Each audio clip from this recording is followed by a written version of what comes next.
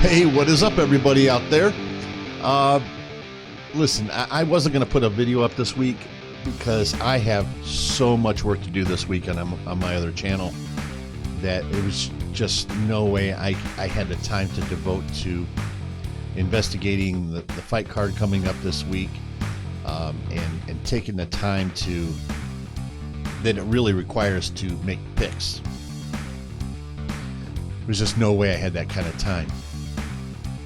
So we're not going to talk about the fight card coming up this week, but there's a couple things that we do need to discuss real quick. And one is, yes, I went 4 out of 5 again. Nobody listens to me. I don't understand. I should be making a few $100,000 a year in Vegas.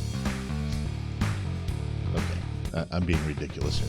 Okay, but I did go 4 out of 5 in a very, very tough fight card to pick. It was very difficult. I got very lucky. That's the reality. I can talk all the shit I want, but I got very lucky. There were 2 fights, and I didn't put a dollar down. I didn't put a dime down on any of these fights. First of all, I don't have any money right now. But second of all, because I just really wasn't confident. And 2 fights specifically. And the first one is the Rosenstrick versus Junior Dos Santos fight.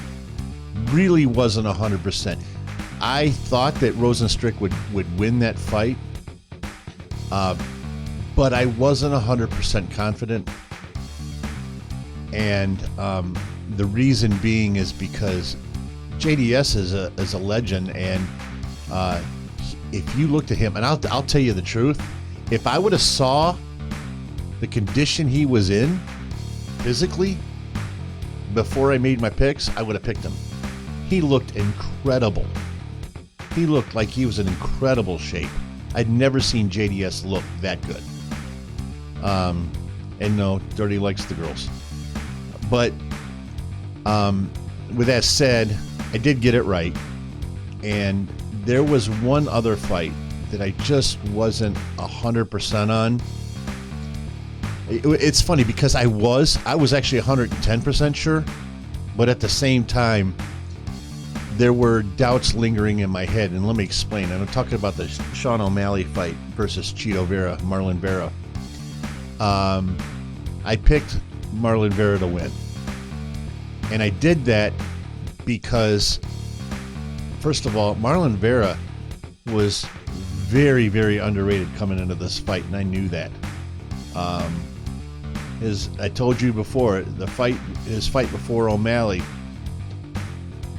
nobody in the world thought he lost that fight, but those 3 judges. Not to mention, though, and most importantly, I know Sugar Sean O'Malley has a million fans out there, and if any of them happen to catch this video, they're going to crucify me in the comment section. So be it.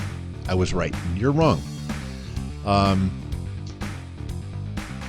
Sean O'Malley hadn't beat anybody. Okay, let's just get that straight, and let's keep that straight. He hasn't beaten anybody worth talking about. That's where I was 110% sure. But that's also where the doubts lingered in my mind. We don't know what happens when you put him up against stiff competition. Listen, his best fight, or his biggest name fight, was Eddie Wineland. Eddie Wineland was from the WEC days. Okay, that's going way back. That means he's really long in the tooth. And I think that everybody bought into the hype train that's Sugar Sean O'Malley because he markets himself very, very well. He's kind of followed the Conor McGregor plan. The difference is that Conor McGregor came out murking legends. Okay? Chad Mendez marked him. even though he didn't get a knockout, Max Holloway destroyed him the entire fight on a torn ACL. He just went through that division like a buzzsaw. He wasn't fighting Eddie Wineland or an equivalent of. Marcus Brimage, maybe you can make that argument. Not Dennis Seaver. Marcus Brimage and Diego Brandiao are probably the only two people you could say were at that level, but those were his first two fights, not his 7th and 8th fight. So, or 6th and 7th fight, however many O'Malley's had. But, so, I know the fans are going to come out and say, well, it's only because he... I shouldn't talk like that. But I'm going to. It's only because he screwed up his leg or his ankle or whatever. Okay. There are no excuses in MMA. He lost the fight. And Herb Dean did him a huge solid by stopping that fight when he did. Because, quite frankly, Cheeto would have sliced him open like you cannot believe.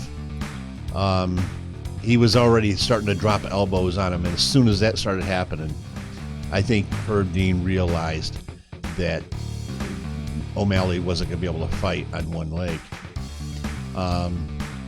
But the reality is this.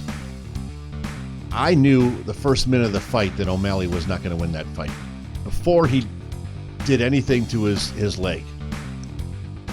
And I don't know if you guys caught it or not, but Michael Bisping, on his podcast, he had his doctor on there who is an orthopedic surgeon. And he said that what he believes happened is there's a spot somewhere in the back of your calf where if you hit it, it kind of acts like when you hit your funny bone in your elbow. It tingles really bad and you kind of lose your mobility. And that's probably what happened to him. How do you take that away from Marlon Vera? You can't. That was a deliberate strike, and it ended the night for Sugar Sean O'Malley. End of story. You can't argue that. So you can make all the excuses in the world. He lost the fight. And he lost it in a very, very poor showing, in my opinion. He looked outclassed to me in the first minute of that fight. As a matter of fact, if you go back and look, Sean is usually very loose before the fight. His walkout, he did not look loose to me. Cheeto looked very loose. You could see doubt in O'Malley's mind. And his coach, Tim, oh my God. He's referring to Jason Perillo as Perillo. Okay? Jason Perillo is a legend. He's a legendary coach. Tim, you are nobody. Sugar Sean O'Malley fell into your lap. Quit calling Jason Perillo Perillo. You don't know him like that, first of all. Second of all, you were nowhere near on Jason Perillo's level. That annoyed the hell out of me. But I digress. I went 4 for 5. And I wish I could make some picks for you guys this week, but I can't. And, you know, while we're here, though, I'll spend a few more minutes on this. I also discussed Conor McGregor not getting a fight. And when I discussed that, I was discussing John Jones. And lo and behold, this week, we have to talk about it. John Jones relinquished his light heavyweight belt. And it sounds like he's going to get more money because he's moving to heavyweight. He said he's going to start lifting weights. He said he had a very good phone call with the UFC, which tells me they're going to be able to strike a deal financially. John Jones, I don't think he's a heavyweight. DC was barely a heavyweight. He's a very short heavyweight. John Jones is not a natural heavyweight. So he's going to have to add a lot of muscle. He better add some muscle in those legs. They're chicken bone legs. I don't think he's going to fare well. They hit heavy. I cannot imagine Derek Lewis or Francis Ngannou or Rosenstruck, even the Reem. I can't imagine John Jones being able to take one of those. They are decapitating type headshots. And I just don't see it, man. And lastly, in closing, and I think I would be remiss if we didn't talk about and acknowledge DC's departure from the UFC. Who knows if it'll really happen? Only DC will be able to know that, and I don't even think he knows that right now. But let's pretend as though that was his last fight. I really hope he's not defined by the John Jones nonsense and those losses. And I stated that last week that I think that probably is what we'll remember about DC, unfortunately. DC's a good guy, man. And I went against him. I called Stipe. I said Stipe was going to beat him. And honestly, part of that is because I don't think that DC is a natural heavyweight. And even if you want to call him a natural heavyweight, he is not tall enough for that division. And quite frankly, Stipe took full advantage of that. And we've been hearing all along about the smaller cage that Dana denies that it makes a difference. I'm sorry for that. The stupidest thing I've ever heard in my life. My eyes are telling me something completely different than what you're trying to feed me, Dana White. But I knew that cage was going to favor Stipe, not DC. Everybody kept saying that the cage is going to favor DC. DC's a wrestler. It's not going to favor him. It's going to favor the taller guy that strikes better. That's who that favors. So, but anyway, I feel bad for DC. I really, really wanted him to win. I didn't think he would, which is why I didn't pick him to win. But I just want to go on record as saying I think that DC is a fantastic guy, and he's an ambassador to the sport. He represents the UFC in ways that many do not. For every DC you have a Conor McGregor. For every DC you have a Colby Covington. That just kind of goes too far sometimes.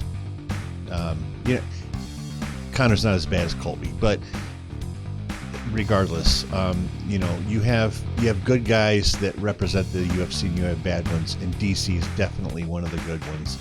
And I hope he does retire. And who knows? We'll see, I guess. But I'm really sorry, guys, that I didn't have time. I just don't have time this week to invest and do it properly. I don't want to go through the motions here with you. I want to give you real picks, and which means I do my homework. And that's how you pick 4-1, baby. Peace.